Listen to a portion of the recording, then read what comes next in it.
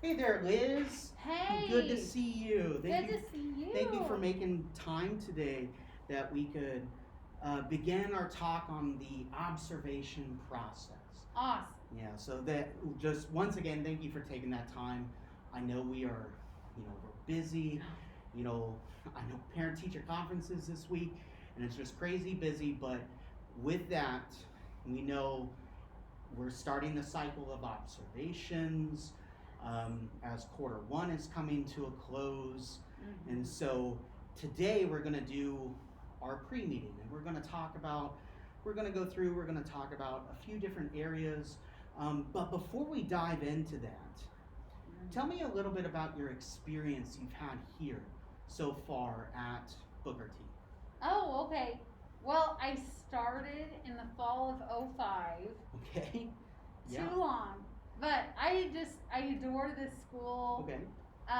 They always say at Booker T, we bleed black and orange, our school colors. Yeah. I feel like I bleed black and orange. Yeah. And I really love the kids. Mm-hmm. I think that's why I'm here. It's for the kids.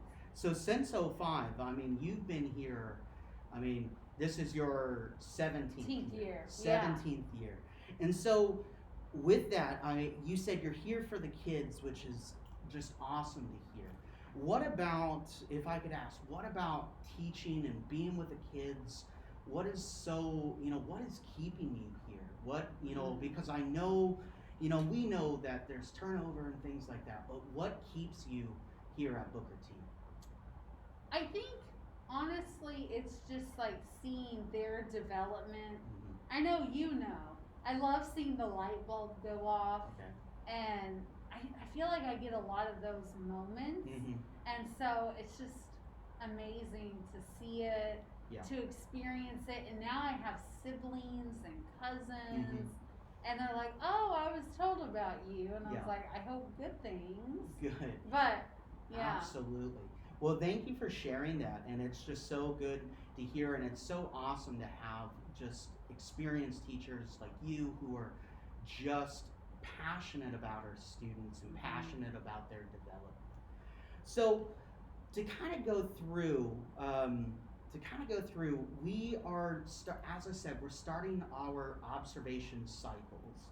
And typically how that goes, we start off with a pre-interview, which is what you and I are going to be doing, talking about your classroom and talking about areas of feedback. We start here and then we go into our observation, where I'll come into your classroom and I'll observe, I'll take notes, and then after that we'll have our post-observation. And now I want to tell you about this process. This process is not that gotcha moment that I'm trying to catch you doing. No, what really my focus and my hope as your administrator is that we can work together and we can work on those cycles of continuous improvement. And so with that, before we dive in to when I'll observe and things like that, tell me a little bit about your classroom. If I walked into your classroom, what are things I would see? What's a normal cycle of what a class looks like? Oh, that's a great question. I hope that they're all sitting and they're focused. And one thing that I've learned over the 17 years, I think my teaching has gotten better. I used to talk really fast, and I've learned to talk slower. And I've learned how to make the information like digestible. Like right now we're working on how to write a document-based question, and we're just breaking it down because I know the whole picture is really overwhelming. So I hope that I'm doing a good job of just teaching them the little pieces and making it understandable, and they can understand me and they can see what we're doing. And I hope they can ask questions. Today I gave them time to work, and then I just walked around the room and asked questions, and it was amazing how many kids had a question. Yeah, so I think it's so important to have that one-on-one time. Yeah, these are all great, and I just hear that passion that that passion that you just have, that you're, really trying to keep those students engaged. So, with kind of digging a little bit more into one of the themes I feel like I heard, and you can correct me if I'm wrong, Okay. is it was engagement, right? Yes. Is that through the asking of questions and um, through that. So, can you talk with engagement? How would you rate your students, or this year? How would you say, what is their engagement levels normally like? It's much better. I'm sure you know, like the phone is a huge distraction. Okay. I feel like it's glued to their hand. So one thing that I've done, and it's been super helpful, is I have participation points. Okay. And I told them, I said, I'm going to take away points for being on your phone, talking, sleeping. Okay. Also, the earbud thing, I don't know if they realize what a distraction that is. Yeah. So I think that's my constant battle, is trying to take away those distractions. But having participation points, that has really helped. And that has been a positive. Oh, said, correct? so much. Yeah. Because they get like the full 100 points. Okay. And then I just say, don't make it where I can take away points. Okay. Like keep those points. That's easy points. Mm-hmm. But sometimes it's surprising how many I keep taking them. Okay. And then just recently, there's been a few who are always on their phone because they can't let go of it. Mm-hmm. And I've had one-on-one conversations with them. Okay. Like, you need to put that away. Absolutely. And so, would you say, I know we're only getting close to we're getting close to the end of that first quarter, but would you say from this, have you seen improvement even from the start of the first year, or at the start of the school, to where we are now, those distractions of phones or listening to music has gone down? Oh yes, okay. Very much so. Great. And I noticed in my AP US history class, I don't think they were prepared to do the workload, but now they seem to be much better. They're in a groove, they're in a routine. They were first like, what is this? And I'm like, welcome to A-Push. Okay. We gotta get going. And so it was kind of bumpy there at the start because there was a lot of pushback. But then I think they noticed I was holding my own. Mm-hmm. And now the classes are so much better. Awesome. Yeah. Well, it's sounding like, and I totally understand with COVID last year and then coming to this year that there was that rocky start, but it's really sounding that we're getting students more engaged. Yes. The phone problem is starting to be minusculed, and yes. you're seeing success with that. The rigor of your AP courses, where students, as I said, from last year to this year, maybe that, understanding the rigor, and that they are now coming up and they're really diving in and pushing. And all of that sounds awesome, sounds good, that students are, there is that improvement from the start to now. So with that, you being such an experienced teacher and having, you've been in education longer than I have, but part of my responsibility as your supervisor is I'm here to help support you. Okay. And so as we start this cycle of observations, what is one area, when I come into your classroom, what's one thing that you would say, hey, Mr. Anderson, this is one area I want you to look out for and maybe provide me feedback on? Okay. I immediately thought of two. Okay. Is it okay to have two? Absolutely. Oh, Absolutely. good. Well, one I would say just student behavior. Okay. Are they paying attention? And then maybe one thing I've done, I don't know if you can tell in this classroom, I try to make it where there's an aisle down the middle. And I noticed this year I'm doing a lot more walking. Okay. Walking around, that really does make a difference. Mm-hmm.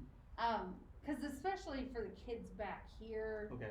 I think they can hide. Yeah. And when absolutely. I'm standing by them, they're like, what? So I think that's a good thing. Okay. And then also, I'd love for you to look at just like how I'm presenting information. Does it make sense? Okay. I hope it does. Okay. You know, like I just love that there's another pair of eyes on me. Absolutely. Yeah. So for me to restate two things you want me to look for. Okay. First of all, you're saying student behavior, but you're really more specifically, we're saying paying attention, or we could go back to that word engagement. Okay. Okay. Yeah. So that word engagement. And as you said, one strategy you've already been working on this year is that you've been pacing the classroom. Yeah. And so that. And then presenting, you said presenting curriculum or present when you're up here. When to kind of clarify, when you say presenting, are you saying when you're lecturing? Are you saying when you're just providing directions if it's a group? What if you could just clarify a little bit for me? Kind of both. Okay. When you come in, we're going to be talking about the documents that they're using in this document-based question. So we're going to try to break down the documents. Okay. So I'm going to ask them, what did they get? Because I love hearing what they have to say. Okay. I think it's more powerful than what I have to say. Absolutely. But then I'll show them what I say.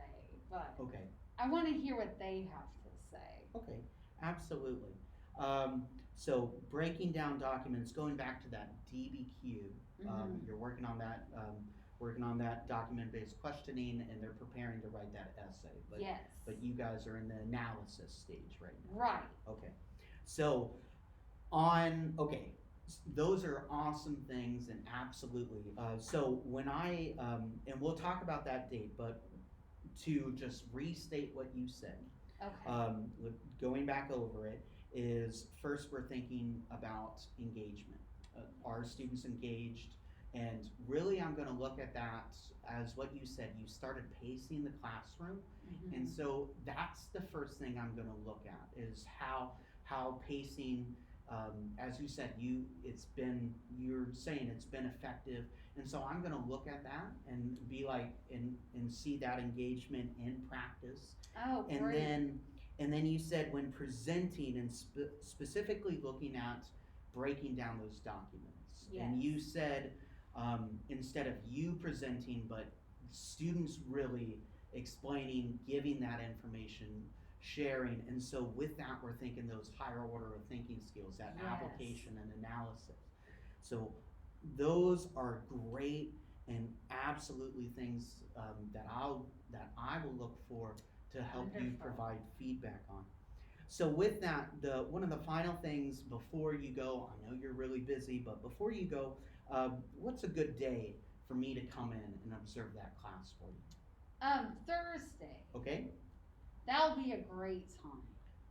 And that's what we're doing. We're breaking down those documents. So I hope they are ready to share and you get to see that. Absolutely. And I bet they will be, and I'm excited to come into your class.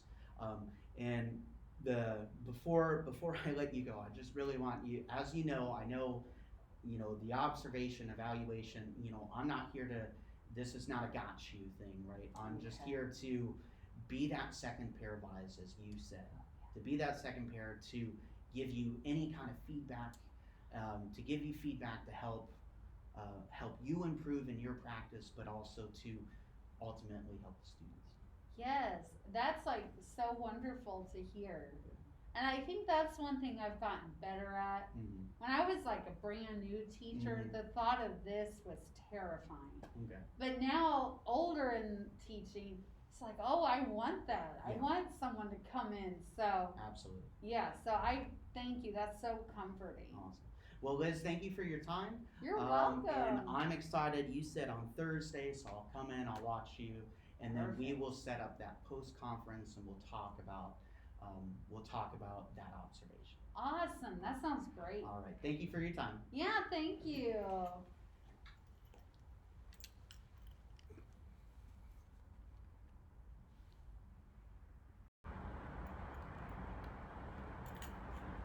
Hey there, Liz. Hi. How are you doing today? I'm doing good. Glad it's Friday. Absolutely. Yeah. Yes, absolutely. Oh, yeah. All right. Well, with that, thank you so much for meeting with me. We're going to do this post observation to talk about, when I was in your room yesterday. So with that, before we begin, I just want to give you such praise that, you're standing out in front of, kids are entering your room, you're welcoming them, and then right when you get started, internet's out. And I mean, just such a moment. And so before we get into anything, just want to praise you for the fact that to adapt, and as teachers, as educators, the adaptation that we have to do, and you just did awesome with that. Oh, thank you.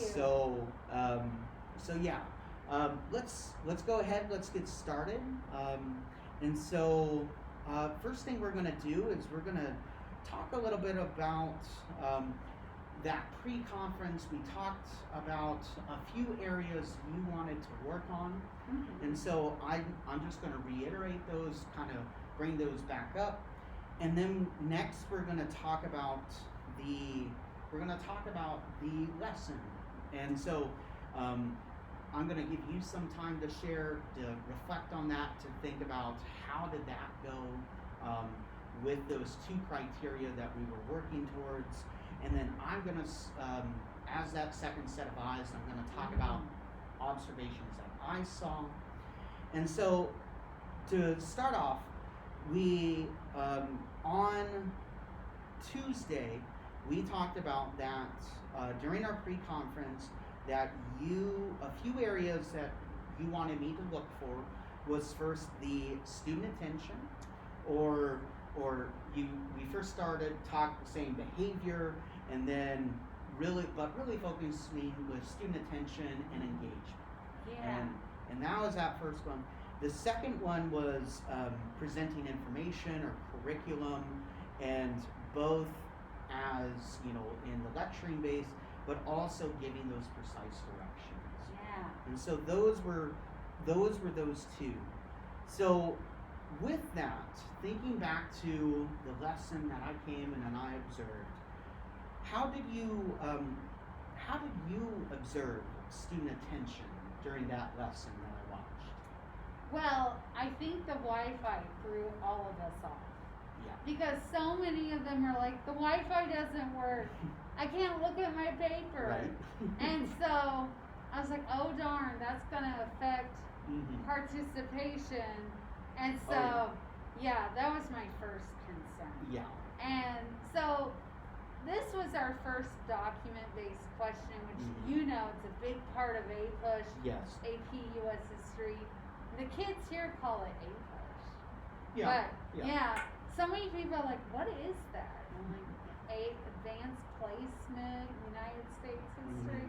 But I know this is our first one we wrote. Yeah. And the thing I noticed is all my classes, they were like, what do we do? What's they're bright-eyed. And Okay. so I was hoping for more engagement, participating, but I could tell they were really thankful for seeing and hearing what I did. Okay. Yeah. So I was hoping that was helpful. Yeah. But them not being able to participate, so many of them didn't have their paper. Yeah. And that was crazy. Yeah, being on their Chromebooks and you just couldn't get to it. Yeah. I did notice it came back. It did. It did come back. I think it was about 25 to almost 30 minutes. So we're almost at the halfway or past halfway. It did eventually come back. But absolutely, with one of the great things of technology is that Yes. there's so much things, but then And when it it's doesn't work. when it's down, it doesn't work. So, Yeah. any other observations about student attention that you saw? I think it was probably the same kids talking. Okay. And so I was like really hoping the other ones got it. Mm-hmm. On today, I walked around and I asked every student, "Are Okay. you good? Okay. Do you know what's going on? Okay. Do you have any questions for me? Mhm. Do you want me to read what you've written? Okay. Do you want me to give you feedback?" Mhm. Because I was concerned about, Mhm. are they getting it? Mhm. So I wanted to make sure I talked to every single person Absolutely. and asked them that. Absolutely. Yeah. Well, with that, so that's student attention. But what about going back to presenting information? So you were, what I observed, you're going through each of these documents.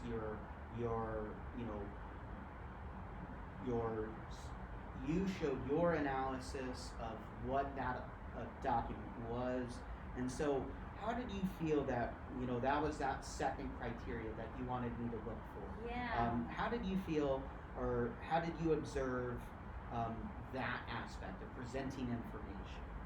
It felt good. Mm-hmm. Maybe it was the Wi-Fi, but in the other classes, their conversation was so good. Mm-hmm. It made me rethink some of my analysis. Yeah. I was like, "Oh, that's good. Yeah. Yes," and that's what I want. I want them to like dive deep into it Mhm. and think about things, and I think it's so important for them to share. Yeah. And then, like, the other students can hear what they're saying. Mhm. Because I always tell them, I'm not writing this Okay. on yeah. that test. You're writing this. Absolutely. And I want you to get this, So I did enjoy the discussion. Yeah. Yeah. So hopefully they got something from that. Good. Yeah, and there was discussion going on. I did see that, and thinking of how you modeled it, right? It was even though as we've talked about Wi-Fi down, and as I know the lesson was originally supposed to be, they were supposed to show theirs, and then you were showing, well, this is how I approached it, and there was supposed to be Yes. that back and forth, Yes. but because the internet was down for over half of the class, Yeah. so but that was good. That was something very well that I saw of this modeling of this idea of thinking. Mm. So my observation, or before I go into anything that I observed, is there anything else that in your reflection that you would say? I know this is silly, but the district really wants us to do that warm welcome. Mm-hmm. And so I found that picture of like a magnifying glass Yep. on documents, and I really like the analogy of like, you guys are investigators. You Mhm. gotta like dig deep into these documents. Yeah. So I really I hope they picked up on that. Yeah. So that's what I would say. Okay, cool. So my when I was observing, even before class started, you're setting the stage. You're outside.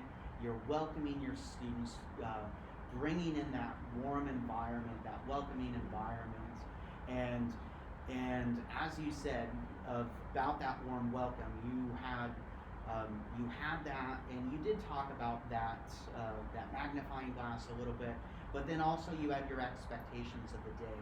So when students walked in, they knew exactly what they needed to get out, what the daily objective was, and what the expectation was.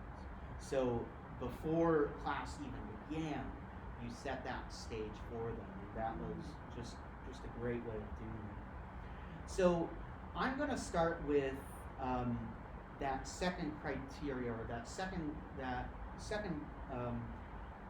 criteria you wanted me to observe, which was presenting information. And to everything that he talked about presenting information, I would agree with. These were, you, as I said, you did very well with showing and that modeling of the modeling of what a document analysis would be like, bringing back those important acronyms like HIP, and I myself knowing a little bit about APUSH, that the importance of using those acronyms to help you when going through the essay writing process, and then with those examples, those visuals, but then in addition to how you scaffold your questions. And I know ideally if internet was on, there would have been probably more of those scaffold questions, but you were even still able to present those questions and digging deeper into the analysis of each of those documents, even though students didn't have them on the screen or have what they've written on the screen. So you did. That was just a very very excellent. So with presenting information, as I said, what I've observed, doing really well on. And so I think as we, consider continuous improvement, that of course this is something we can continue to work on.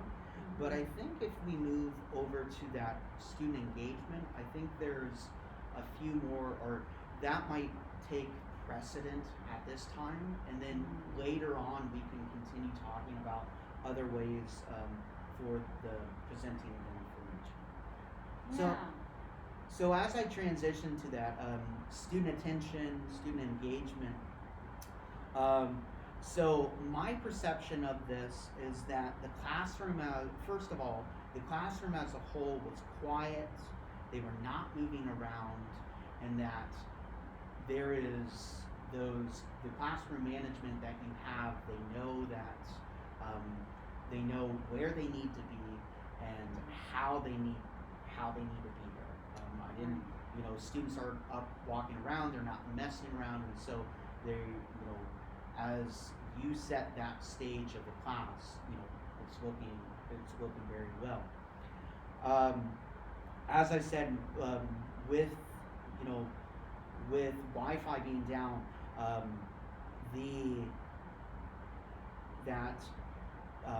those who were able to access it, even when it was down, they were where they needed to be, and then I did observe when Wi-Fi started coming up that students, once their Chromebooks started working again, that they were then getting on to their documents as well. Good. So even though, as we've said, it was like 25 or 30 minutes into the lesson, Wi-Fi comes back on, students started getting on. And good. Once again, that's, those expectations you've set for your students, they're following them. So even, I saw a few students, they try to refresh about every 5 minutes, and then once it got to it, they got to where they needed to be. So, good. So a few perceptions of mine that I observed, and things that maybe we can dig a little deeper into, and then maybe we can dig deeper into, and then you and I can create a few strategies maybe to address these. So the first one is when you were asking those scaffold questions, when you were asking those, there were some times when you would ask, be about 5 seconds of wait time, you're given wait time, and then no one answers, but then you go into, and then you then provided the answer, and so that's one thing I think we can talk about. How could we how can we engage those students who you've asked that question, you're given the appropriate amount of wait time, and how instead of the teacher giving the answer, how could I either rephrase it, or what's another strategy I could use to call on students to see the pull them. Then the next perception that I have is that when asking those questions, I counted about between 5 to 7 students who were the normal students to respond, and who had great responses and awesome, great responses, and the ideas they brought, especially with HIP, they're bringing awesome perspectives and these great perspectives into how they would use that document. But once again, we think, well, we're having about 5 to 7 respond, but there's almost 30 in here. Yeah. And so with that,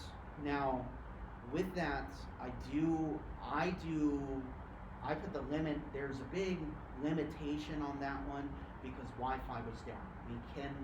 I can't say, that was an issue, or that was just the day. So and so maybe there would have been more engagement. But with that, I want to ask that clarifying question, because I want to know, was this more of a Wi-Fi thing that's going on? But would you say that in the class, when asking questions, when throwing it, when doing those scaffolding questions, would you say it's normally there are a set of students who answer, or is it more of more of the classes involved? No, I would say it's the same people. Okay. And I think the rest of the class is happy. Okay. Like, oh good, someone answered. Yeah. Yeah. So yeah, that's something I definitely need to work on. Okay. Okay. Yeah. Okay. And then okay. Thank you for your honesty with that. You're welcome. Right. As I said, I put an asterisk on that one just because I was like, I know Wi-Fi's down, students don't have their documents, and it's a little hard to answer. And so, but thank you for that honesty there. Yeah. And so, and those were those main two. As those main two perceptions where we're, as I said, we're asking these great questions. We're giving the appropriate amount of wait time. And then my question is, what do you do when students don't answer? Instead of the teacher giving the answer, how can we pull students in to answer? And then that second, as what we just talked about, is, we have those students who are quick to answer, but what are we doing to help engage, to make sure that we're having the comprehension and understanding from the rest? So, with that being said, we start thinking about objectives. Where can we move forward to address some of these? So my objective, or what I perceive my objective, and you may disagree. If you disagree, please let me know. Oh, okay. And if you have a disagreement, please let me know. But my idea for an improvement objective is using attention and participation strategies that would pull for more engagement with students in the classroom. Yeah, no, I agree. Okay. Can I write that down? Absolutely. I did give you, absolutely. Now, what did you say? Attention? So I would say it's this attention or participation strategies that would, or forgetting how I just phrased it, that would pull for more engagement of students, or that would pull for more Yeah. engagements for students. And so, Okay. yeah, so on that document, that's our post-conference conference document. Um, the idea of that post-conference document that you're writing on right now simply is just this is a way that you and we can collect those ideas, and then when we have more observations, things like that, these are the specific things we can look for. Oh, wonderful. So, I was filling out the top. okay. I'm such a student. You fill out the top. Alright. Oh, okay. So that objective that I just said, is that objective? Would that be an objective you would agree upon? That Oh, this is definitely. Okay. And I'm glad we're going into fall break. I really am going to research that. Okay. One thing I used to do, and I think I need to bring it back. But like, it felt like this year we were just kind of thrown into it. Okay. But yeah. I used to like give each student, I shouldn't say kid, each student a number, and then I would have like a coffee mug of popsicle sticks Okay. with numbers on it. Okay. And I'd be like, number 7, what do you think? Absolutely. Yeah. And so then, like, they don't know, and I don't know who I'm calling on. Yeah. So I feel like it's the most fair way. Yeah, so absolutely. So I think, that's a great segue into these ideas for activities, or these ideas for activities. And so let's put that one, that's a great one to put down, is, that strategy you used in the past. And you said you've seen success with that strategy. Oh, yeah, I need to Okay. bring it back. Okay. Because I think it does help with the kids, or the students, call them kids, with the students knowing you don't know who I'm going to call Yeah. on. So it kind of keeps them on their toes. Absolutely. Yeah. So, that as an identified activity, what are some other strategies maybe you've used in the past, you've heard of? Would there any other kind of strategies that you would be interested in trying out? I really liked your idea. Okay. The rally table? Yeah. So I did talk to you a little bit about that before we started our meeting.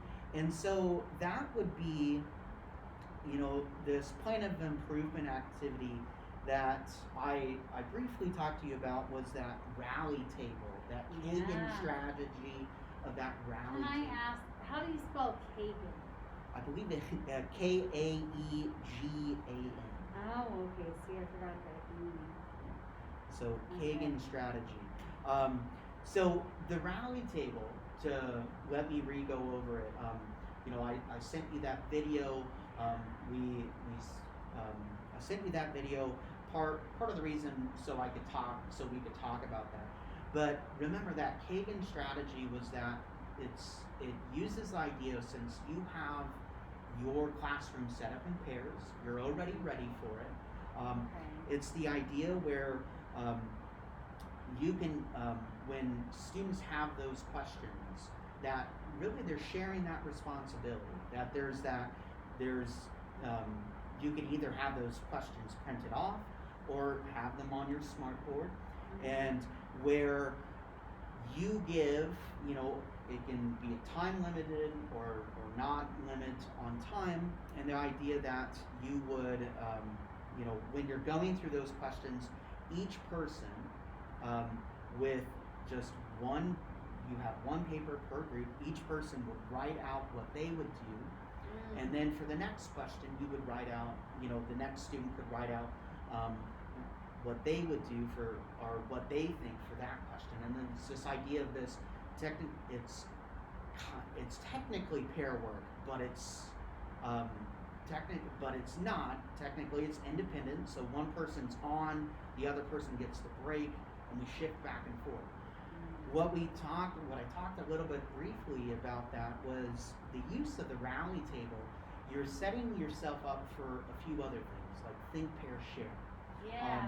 Where we're having a few of those questions, and since we're in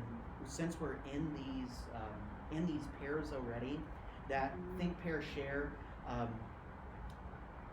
that you could do it using the idea of the rally table, but also think, pair, share could be that way where you ask that question, you're giving wait time, they're thinking about it, then you're having them talk with one another, have them have that pair time where they're talking about it, and then that share time where they could share. And one idea, using your idea of like the popsicle stick method, or the cold calling, that's where you could just cold call instead of a student. You could cold call a pair. Yeah. And that could be another strategy. I'm gonna write that down.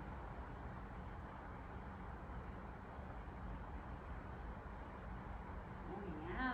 See, this is great.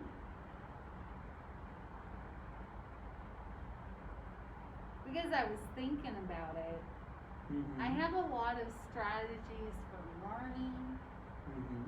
Like, have you heard of what's that?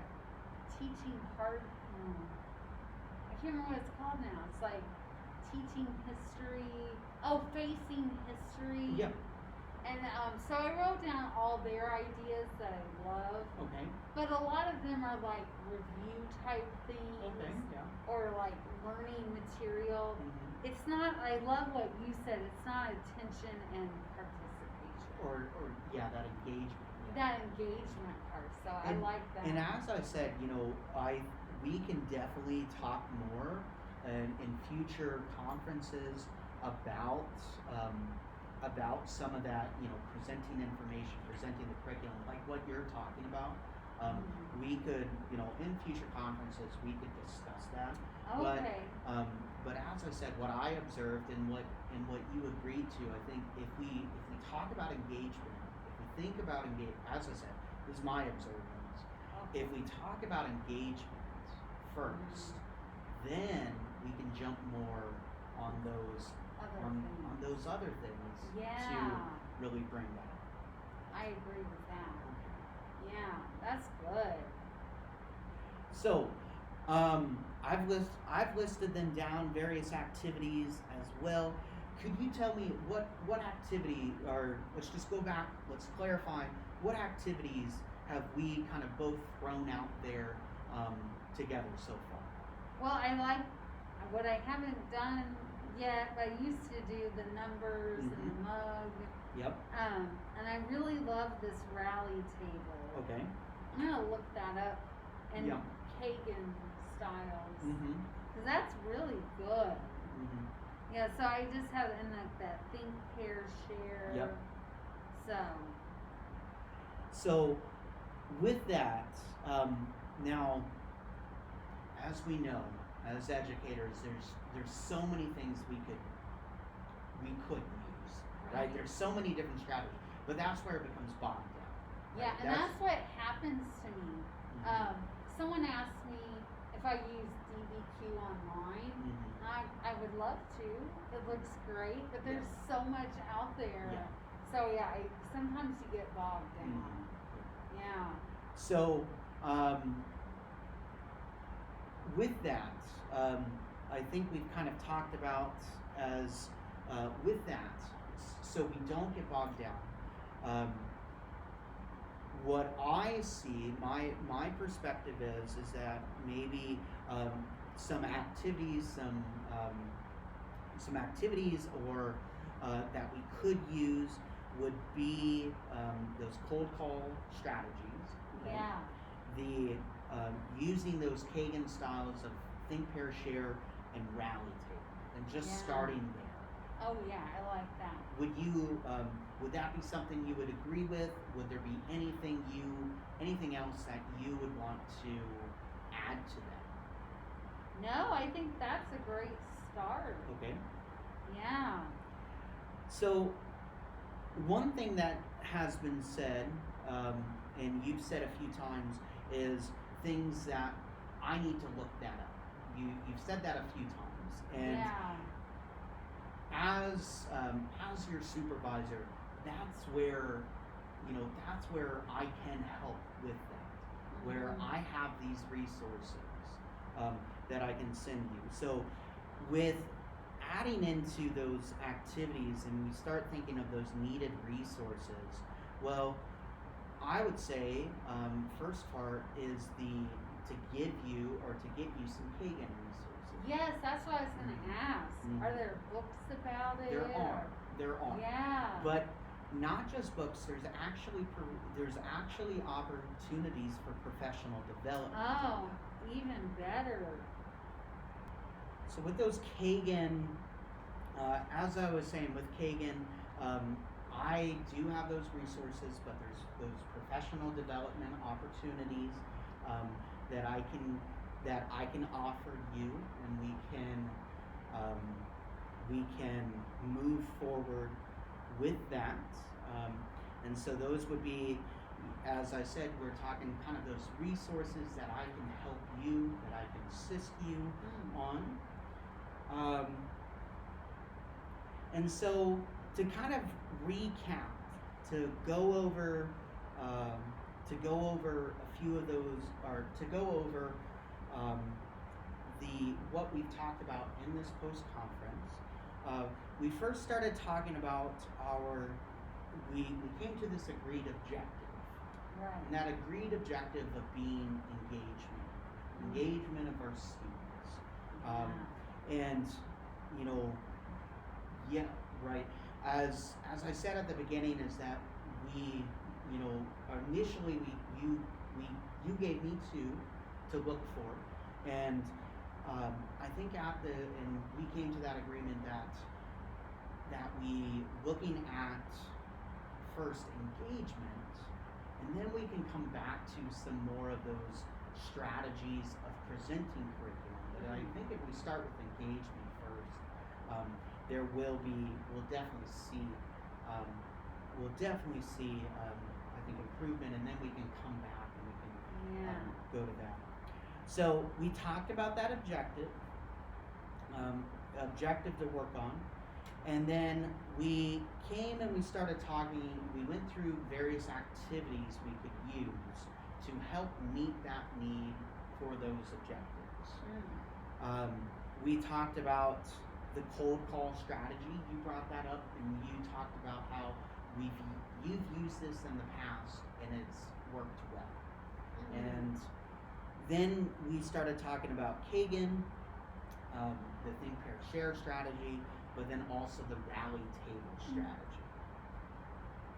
And would you agree that I think we could start with these three activities? Right. Start with those three activities, and then from there we can move on. We can add more. Yes. Yeah, definitely. And then resources needed. As I was saying, you said that phrase. I need to look that up. Oh, that sounds great. And I talked a little bit. Well, that's where I can help you. I can first, yes, I can get you those books, but then also there are professional development opportunities. And would that be something you're interested in? Oh, yes. And so with that, we come to kind of almost the conclusion of our post-conference, where starting to talk about how often would you like me to meet, how often we can meet as we start moving with this cycle of continuous improvement. So as we know, we're going into fall break, and so when we come back, so I want to ask you that question. How often would you like to meet and have me come observe, and then we can do those post meetings to talk, and that way we can talk through those strategies. How often would you like, or are you thinking? I was thinking like maybe every 2 weeks. Okay. And you could just watch my implementation of the ideas. Absolutely. Yeah. Absolutely. And so, with that, how about maybe as we just get started, maybe how about at first maybe once a week, and then as those strategies go on, we then do it maybe once every 2 weeks, every 3 weeks. Oh, yeah. Okay. That sounds great. Awesome. Well, so with that, we'll set that up. I'll have you just email me good days for me to come in and observe, and we'll do that, and then we'll talk about those times for those post meetings. But once again, I just want to commend you for the atmosphere that you create with your students. It's just such a great atmosphere.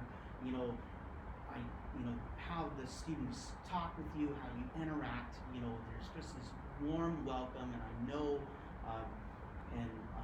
I've heard just how students just adore being in your class. Oh, that means the world. Yeah. I always love hearing that. All right. Well, thank you again for your time. Oh, you're welcome. And enjoy this break. You enjoy it too. Okay. All yeah. right. Thank you so much. Thank you.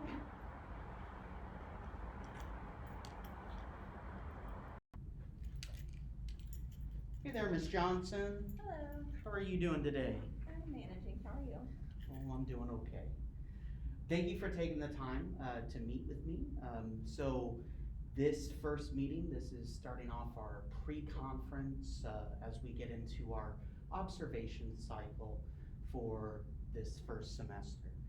So I do know this is your second year of teaching, and so I want to give you a little bit of time. Talk to me about your experience so far here at Booker T, and with that, or also is like, what is that experience of, as we know, last year we were virtual, and then this year we're back in the classroom. So in some ways it might be that like a first year of teaching again. So I want to give you a little bit of time. Tell me about your experience that you're having so far this year. Yeah, so when I was hired last year, it was just completely different than I thought education would be. I had a lot of time online with my students, became really proficient with Zoom. I got a lot more time to look at the curriculum and kind of internalize all of the units and what we should be teaching. So this year I do feel more comfortable with teaching those same units I taught online last year. However, this year with the students coming into the classroom, it is just like a completely new ball game. They are not little, squares on the computer that you can just mute when they're being disruptive.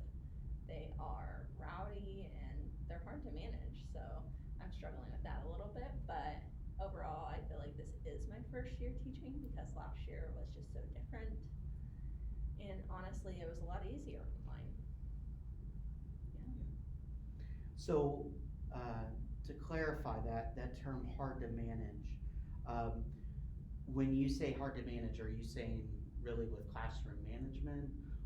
So maybe a little bit of discipline that's going on, or just hard to manage in the general of the teaching workload and teaching hours, along with now having those 160 students?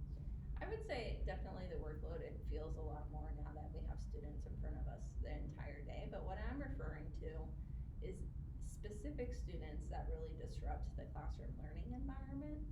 And I'm just not sure how to make it stop. It's this consistent every day. I have this third period. So I have 3 or 4 boys who are just consistently keeping us off track, and we're behind in pacing compared to my other classes. And it's tough.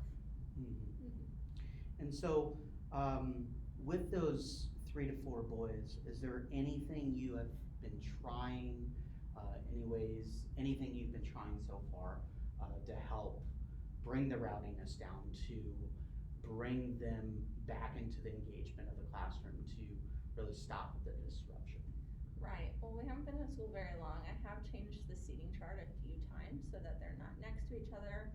It just seems like no matter where I sit them, they're gonna be sitting next to somebody that they're gonna be talking to and antagonizing. So it's just really hard. I've switched them around a couple times. I have contacted the parents. We talked about it during parent-teacher conferences, but it's just continuing. So. Well, Ms. Johnson, I do appreciate your honesty with that, because that is, being open and honest, about that, that it's important in that cycle of continuous improvement, where we need to, where this is how you and I can then start kind of moving forward to focus on how can we specifically get those students engaged, and then implementing various strategies and for that improvement. So besides that, so I heard third hour, and we're going to go back to those students, and we're going to talk a little bit further. But how else is your experience here? How else are you feeling? It's going okay. It's a lot. I'm tired. Okay. Yeah. All right.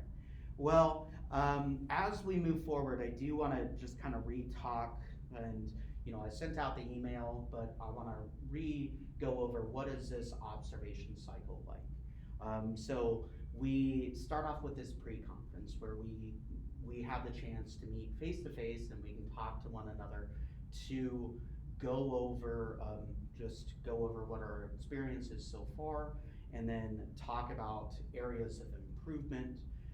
After this conference, you and I will set up a date where I observe your classroom, and then after that we'll have a post-conference where we'll talk about how that lesson went, and we'll go through and we can talk about different strategies for different identified areas of improvement. And so with that, you've already kind of iterated it with your third hour, that we're having this group of 3 to 4 boys just causing a continuous disturbance. For sure. And so I'll ask the question, I don't want to assume, but for this first observation, would this be the one area of feedback? Would this be an area of feedback and a class you want me to come into to observe and to provide feedback on how can we get these boys engaged and talk about classroom management strategies? Yeah, I could take any help I can get with these boys. Okay. Anything you'll suggest. Okay. So with that feedback, so specifically third hour, and we're looking at, we're gonna look at these strategies for engagement, these strategies of engagement to get these boys back engaged in the class, to stop causing disruption. And so that'll be our first area of focus. Sure. And so with that, thinking of time, I know we're all crazy busy, but what's a good date for me to come in to watch that third hour class? Well, it's the end of the week, so I would say anytime next week, Monday, Tuesday, Wednesday, third hour. We just finished reading The Curious Incident, and we're working on drafting an essay. Mm-hmm. So we'll be doing a very similar experience Monday, Tuesday, and Wednesday with a do now and then a mini lesson, and then they'll be drafting. Sure. So So being, typically I don't like coming in on Mondays. sure, So how about Tuesday, third hour next week? that sounds great. Okay. So with that, I will send you a reminder email that I'm gonna come in next week, Tuesday, Okay. and that I am coming to observe your third hour, specifically watching out with these classroom management, specifically with these 3 to 4 boys. Right. Okay. And you will definitely be able to pick them out. Okay. So with that, thank you for your time, and I look forward watching your lesson next week, and then having that post-conference with you. Sounds great. All right, thank you. Thanks.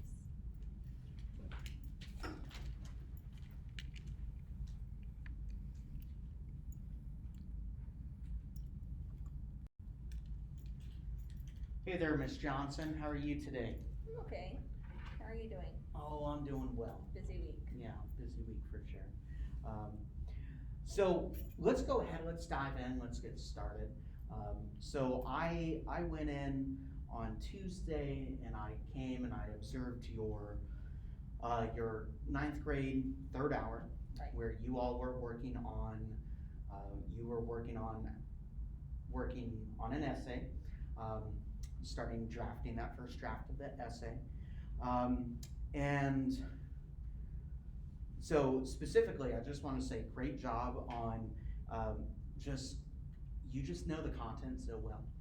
And I can, just from that observation, just the content and the breaking down what an essay is, just very creative aspect. So just, kudos to you, well done. So with that, remember that when we met first for that pre-conference, we talked about how specifically that you wanted to work with classroom management with your third hour, or you wanted me to come into your third hour to observe the classroom management of these 3 to 4 boys who have been, they're just causing disruption. So in your reflection on when I came in on that Tuesday, how did you feel it went? I felt like it went pretty typical for that third hour. I try to get through as much content as I can, but again, we're behind where the rest of the other preps are. Mm-hmm. And I'm sure you noticed who those boys were, and just disrupting the class, mm-hmm. me having to continuously get onto them, mm-hmm. and get on task. Yep. So it didn't go great, but I'm glad you saw what I'm struggling with those boys. Yeah, as you said, I was able to pick them out. I know, I know who they are, and we just won't share their name right now. But with that, going into my observation data, what I saw, as I said, I kind of introduced a few of those pros, where, you absolutely know your content, and just both the content of the book, and then, as I said, how you break down the approach of writing an essay. Also, before your lesson even started, you're out front, you're standing in front of your classroom, you're greeting your students, you are setting the tone and atmosphere for your classroom.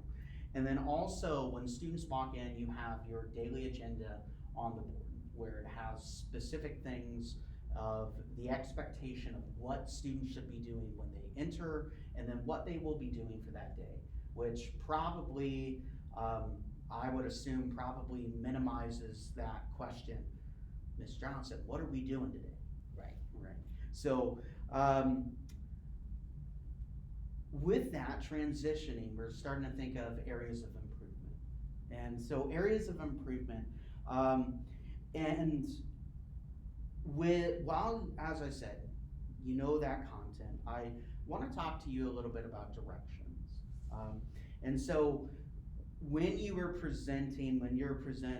going over, doing your mini lesson, going over writing this essay, your directions did not specifically necessarily state voice level expectations of how to complete the work. As you've talked about, there's this rowdiness in third hour, but you never stated at the beginning or while you were in front of students that expectation of this is where our voices are. The second thing that kind of goes in with that, and specifically talking with those students that you have a concern with, is that you made corrections of behavior for students who were working with partners, specifically with these 2 students of concern. But once again, I did not observe you saying that this is individual work, this is partner work, sure, or this is group work. Right. I mean, they should know, like, we do this every day, but sure, like, I didn't say it, you're right. Yeah. And so with that, I think that's where, specifically moving forward, when we think of this cycle of continuous improvement, that my suggestion moving forward is that I suggest the goal of this classroom improvement for your third hour, but specifically using CT3 or no nonsense nurturer. Okay.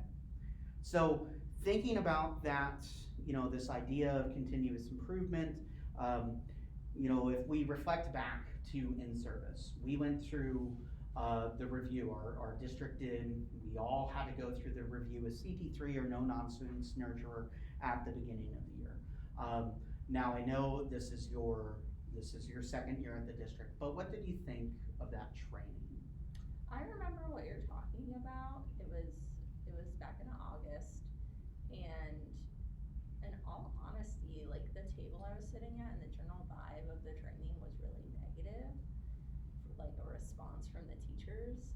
A lot of people talked about how it wouldn't work in high school and how it was more geared towards elementary, and I haven't tried it yet, but I just remember a lot of people saying it wouldn't work. Okay. So thank you for that honest feedback with that. But thinking of our program in action, in my personal experience as a teacher, I have seen CT3. I've seen no nurturing work in the classroom to help better the classroom management of the classroom. So I think as we start moving forward, as I said, my suggestion of your goal of improvement for classroom management, for specifically that third hour, should be using and working and trying out that CT3 model, but specifically starting with precise directions. Would that be something you would agree to, that this could be something we work on? Yeah, we can try it, whatever helps those three boys. I mean, Okay. well, four with, him, but yeah. Absolutely. So I want us to go back and kind of review CT3. Remember or precise directions specifically. Okay. And I'll send up a follow-up email showing a few strategies that you can watch. But CT or precise directions specifically has this MVP. I remember that, yeah. All right. And remember the M stands for emotion, the V stands for voice, and the P stands for participation. Mm-hmm. Okay. So as we move forward, as I said, I'm gonna send you a few videos that you can watch to get that idea of how can I use this for when giving directions in different settings, and that these various training videos, as I said, on giving precise directions that you can watch to help you to help remind you of that. And then also I still have the documents that they gave us for training, and I'll send you those virtual files as well. Okay. So with that, as we start moving forward and we think, okay, this is my area of improvement is classroom management in third hour, and my first action step is using precise directions. Do you have any comments or concerns about that? I don't think so. I mean, I think maybe I'll struggle with drafting some precise directions to begin with. Okay. But we'll see how it goes. And so, with that, I love that phrase, having problems drafting, because that's something you and I can collaborate on. Sure. And that's where at our next meeting, we'll do another pre-conference here in a couple weeks before I come in and observe for another lesson. And at that pre-conference, I'm going to ask you to bring a lesson plan. That way, you and I can sit and collaborate on these are a way I can draft precise directions. Then when I come in, I can observe, and then we can get that feedback. And if that's going well, we can continue with the CT3 model. Okay. Okay. So with that, as I said, here in about 2 weeks, I would like to come back into your class, or I would like to meet with you and then come back into your classroom. Okay. So our those third hours. So I'll send that follow-up email with you and talk to you about when would be a good date. If you have a specific date, as I said, I'll send you this follow-up email about what we talked about today. But with that, in that email, I'm gonna ask you for what's a good date for another pre-conference and what's another good date for an observation. And at that pre-conference, it'll be in that email again, but I'll say it again, is that I'll ask you to bring in your lesson plan. Sure. That way we can draft those precise directions together. Sounds good. Okay. As long as it's not Halloween, because you know they're crazy on Halloween. I understand, and as, you know, just with anything, as we get close to fall break, you know, it's a bit unfair to come in and observe, absolutely. So with that, Ms. Johnson, thank you again. Thank you for coming in. Thank you for your honesty, and remember that these conferences, this is not a gotcha moment. I'm here to help you improve, and to be that second set of eyes and then to help you improve and to help our students, okay? Thanks. All right. So with that, thank you so much, and I'll see you here shortly. Okay.